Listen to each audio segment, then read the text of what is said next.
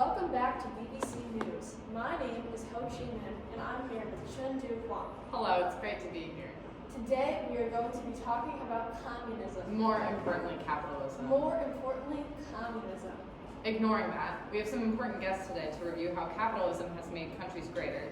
And the mass death that it caused. Our first guest tonight is Joseph Mobutu from the Congo. Mobutu was an army colonel, thank you for your service, that led the coup against Patrice Lumumba and the Soviet Union. It's great to be here. Mobutu, talk to us about the current state of the nation. With financial aid and political support from Richard Nixon and the U.S.'s Central Intelligence Agency, we were given enough resources to overthrow the communist regime set up by Lumumba. We set up a political party that head the country and have been democratic ever since. That's great for continuing an important democratic system. That reminds me of when I had to set up a coup to overthrow my old president, President Park Chung-hee. He was an authoritarian ruler. Always talking about himself. Back to Mobutu. Please tell us, how has the Congo been doing since the coup? Although we have repelled the Soviets, our country has suffered greatly. Due to multiple insurgencies and coups in the country, there was a severe economic depression as many states containing important natural resources, such as diamond and oil, seceded from the country.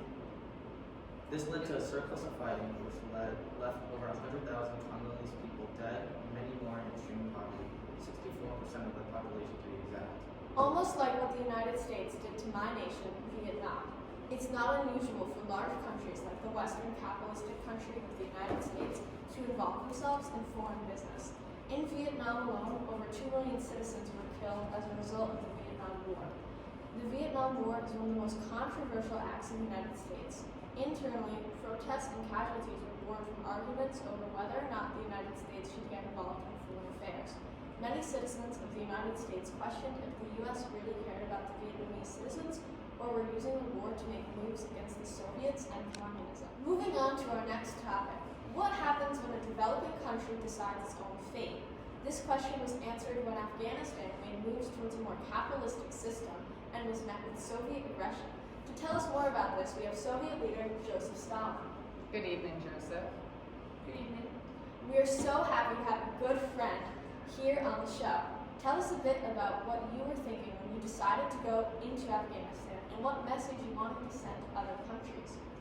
The USSR stands firmly with the belief that communism is the only method of success and equality.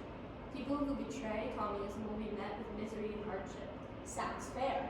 So, you're saying that citizens who don't fully support communism will be punished for their varying ways of thinking? Incorrectly entirely. My way of thinking is the only way of thinking. You never answered my question. What happens to those with varying degrees of support for communism?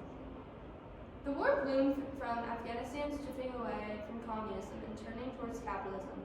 We decided to intervene. We decided to intervene because we did not want the fall of communism in Afghanistan. If the Afghan people were to stay true to their allies and true to their roots, then there would be no need for us to micromanage their business. Well, the Viet Cong thank you greatly for your support, Joseph. If not for the great nation of Russia, Vietnam would be a war-torn capitalist wasteland. Tell us what trouble you faced in Afghanistan.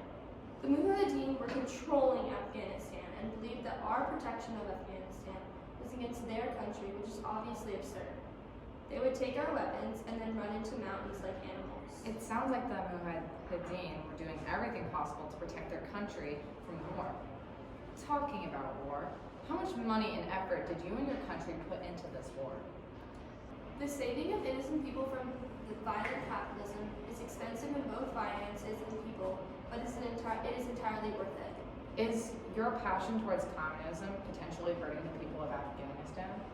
That doesn't even make sense. What ridiculous question have you asked me? Does the United States' passion towards capitalism potentially hurt millions of people all over the world? 90,000 people died in the Soviet-Afghan War, correct? To prevent the fall of communism.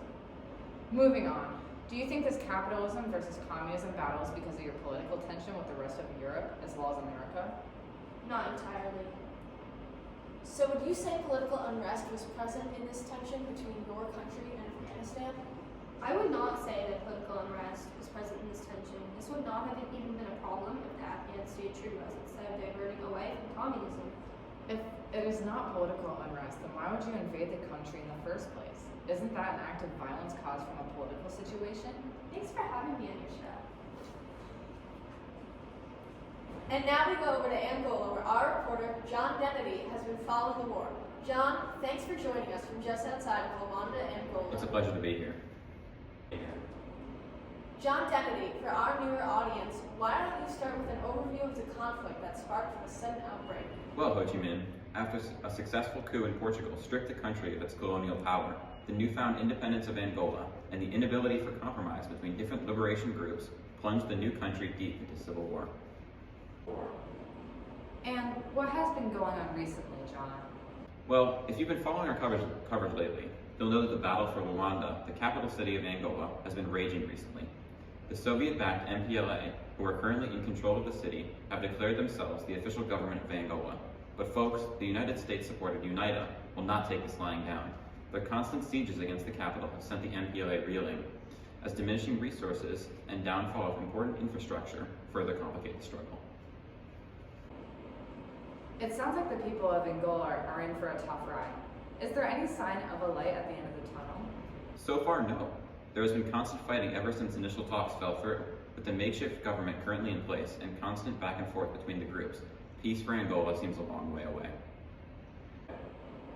Well, that's all the time we have for Angola today. Thanks for joining us. Thanks for having me.